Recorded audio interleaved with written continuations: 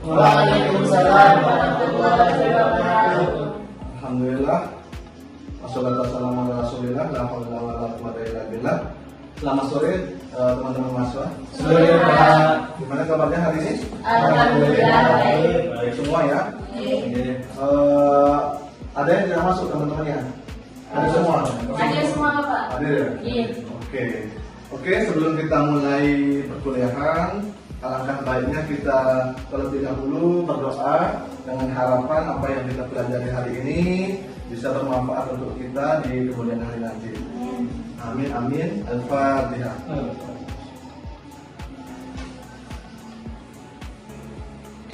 Oke, sebelum saya langsung masuk ke materi, terlebih dahulu saya ingin mengecek dulu kira-kira apa yang Anda pikirkan dari gambar yang akan saya tampilkan berikut ini. Nah, coba ada yang bisa menanggapi nggak dari gambar ini? Ya, Pak. Nah, silakan. Dari gambar ini terlihat seorang pelatih sedang mengatur strategi untuk jalannya permainan. Oke, bentar. Ada lagi? Mungkin? Saya, Pak. Silakan.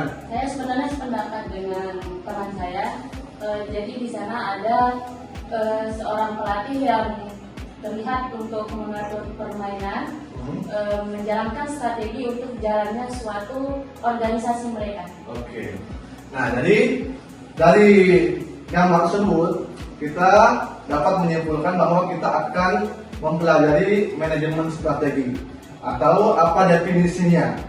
Tentunya sebelum kita masuk lebih jauh, kita tahu dulu apa definisi dari strategi itu, kemudian apa fungsinya, apa tahapannya, apa ruang lingkupnya dan sebagainya. Coba kita lanjut ke slide berikutnya. Nah, manajemen strategi itu berasal dari dua kata.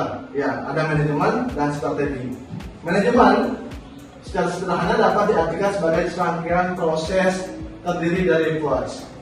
Tahu apa POAS itu? Apa? Planning, organizing, Nah, planning, organizing, exploiting, and Kontrol. controlling. Bahasa Inggris bisa semuanya. Ada yang tahu artinya? Planning itu artinya apa? Perencanaan. Oke. Ada perencanaan, kemudian organizing, organisasi, kemudian exploiting, Pelaksanaan. dan yang terakhir controlling, Evaluasi. controlling atau evaluasi. Kemudian strategi itu berasal dari bahasa Yunani, yaitu strategus atau strategus yang berarti jenderal. Namun dalam bahasa Yunani kuno sering berarti perwira negara. Dan yang kedua, menurut pendapat dari Robin menerangkan bahwa kerangka kerja atau framework, teknik dan rencana yang bersifat spesifik atau khusus. Jadi istilah strategi ini sebenarnya muncul di dunia militer. Akan tapi seiring perkembangan zaman, strategi ini bisa digunakan di semua lembaga, di semua elemen, baik organisasi, perusahaan ataupun lembaga organisasi pendidikan. Bagaimana caranya agar lembaga yang kita kelola itu bisa mendapatkan keuntungan, bisa bermutu dan sebagainya. Kemudian selanjutnya, kesimpulannya, inti dari manajemen strategi ini adalah proses perumusan, implementasi dan evaluasi strategi yang dilakukan oleh organisasi untuk mencapai tujuan jangka panjang dan keunggulan kompetitif. Nah, ini definisi dari manajemen strategi itu, kesimpulan dari manajemen dan strategi yang tadi. Kemudian selanjutnya bisa kita lihat di sini, menurut Imam Mahali dan Ada Hidayah menerangkan bahwa manajemen strategi itu adalah serangkaian keputusan yang dan tindakan manajemen POAS yang diimplementasikan oleh seluruh komponen organisasi dalam rangka mencapai tujuan organisasi yang diinginkan. Jadi ada komponen-komponen yang harus dilakukan sehingga dia akan memenangkan, kalau istilah peperangan, memenangkan suatu pertempuran. Nah, seperti itu. Kemudian selanjutnya, kenapa ini penting dilakukan oleh seorang leader atau seorang pemimpin? Jadi tentunya yang pertama, memberikan arah yang jelas dan mengenalkan visi, misi dan nilai organisasi. Tentunya setelah diplanningkan, direncanakan itu sudah ada jelas keinginannya menjadi apa. Nah, kemudian Yang kedua adalah meningkatkan efektivitas operasional dan koordinasi antar bagian. Tentunya dalam sebuah organisasi tidak bisa bekerja satu orang. Ada banyak orang yang bekerja di sana tersistem, sehingga nanti ada kelompok-kelompok yang bekerja di sana. Tidak bisa dilakukan oleh semua orang. Jadi bagaimana seorang pemimpin itu bisa mengajak kolaborasi semua anggotanya itu agar apa yang direncanakan itu bisa tercapai. Dan yang terakhir adalah membantu organisasi tetap adaptif terhadap ancaman dan peluang eksternal, internal maupun eksternal. Tentunya dalam menjalankan sebuah organisasi pasti ada saja yang namanya ancaman, baik itu ancamannya dari dalam ataupun dari luar. Sehingga bagaimana seorang pemimpin itu bisa mengantisipasi, bisa mencari solusi dengan apa yang terjadi dalam menjalankan tugasnya itu sendiri. Yang berikutnya adalah ruang lingkup manajemen strategi. Di sini ada yang pertama adalah perumusan strategi, yang kedua implementasi dan evaluasi dan pengendalian strategi. Jadi ini beberapa ruang lingkup yang perlu diperhatikan oleh pemimpin, seorang leader dalam melaksanakan tugasnya. Oke, next. Selanjutnya, tahapan dari proses strategi yang pertama adalah menentukan tujuan bisnis. Seperti yang tadi ada planningnya, tujuan itu sudah jelas. Dia mau ngapain, dia mau diapain lembaga itu, apakah bermutu atau tidak bermutu. Kembali lagi ke cita-cita awalnya. Yang kedua adalah menganalisis lingkungan. Kira-kira kalau dia menginginkan sesuatu, apa dampaknya, ada apa yang dihadapi, sehingga sudah ada gambaran untuk mengatasi problem-problem yang akan muncul. Yang ketiga adalah merumuskan strategi berdasarkan hasil analisis. Tentunya dengan analisis itu ada rumusan-rumusan kaitannya dengan yang tadi. Dan yang keempat, mengimplementasikan. Nah, tentunya setelah merumuskan, kita terapkan strategi itu apakah sesuai atau tidak. Baru yang terakhir, kalau seandainya tidak sesuai, kita melakukan evaluasi. Apa tujuan evaluasi itu? Tentunya untuk mengetahui sejauh mana yang kita cita-citakan itu tercapai atau tidak. Nah, ini fungsinya evaluasi.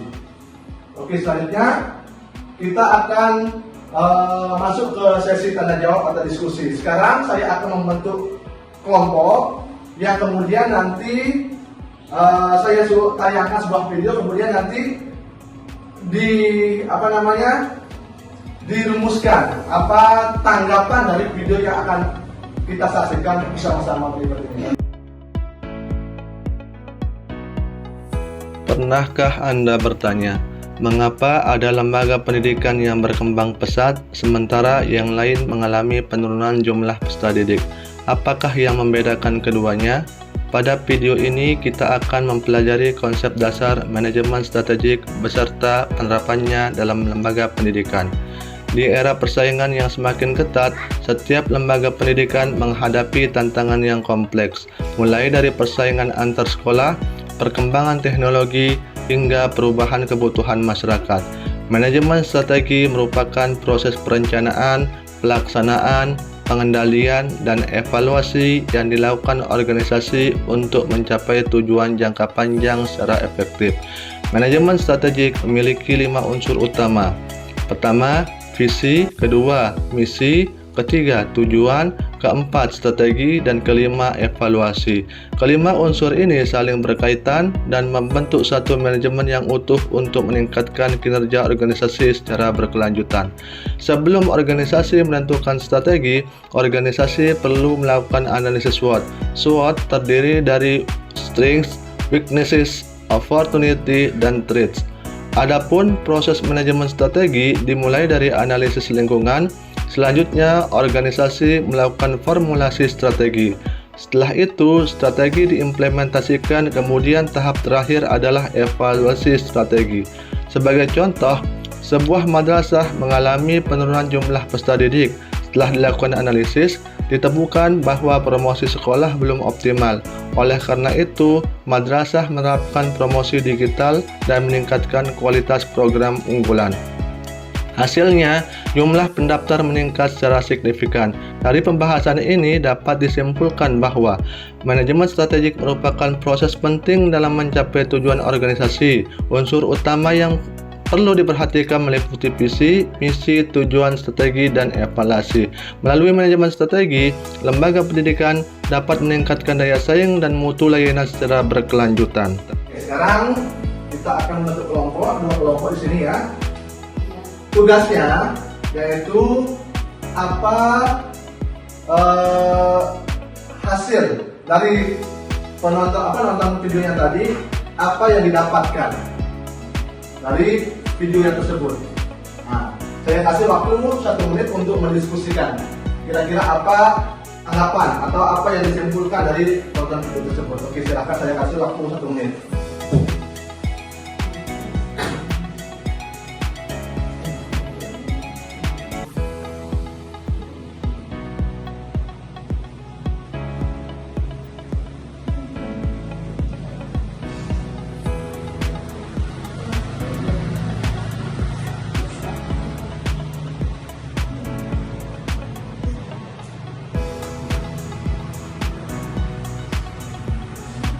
Oke, waktu sudah cukup. Sudah cukup 1 menit. Sekarang kita akan sama-sama mencoba untuk menanggapi apakah sudah sesuai atau tidak dengan video yang kita saksikan bersama-sama tadi. Coba ada yang mau menanggapi dulu, yang dari teman-teman, apa tanggapannya dari video tersebut kaitannya dengan materi kita?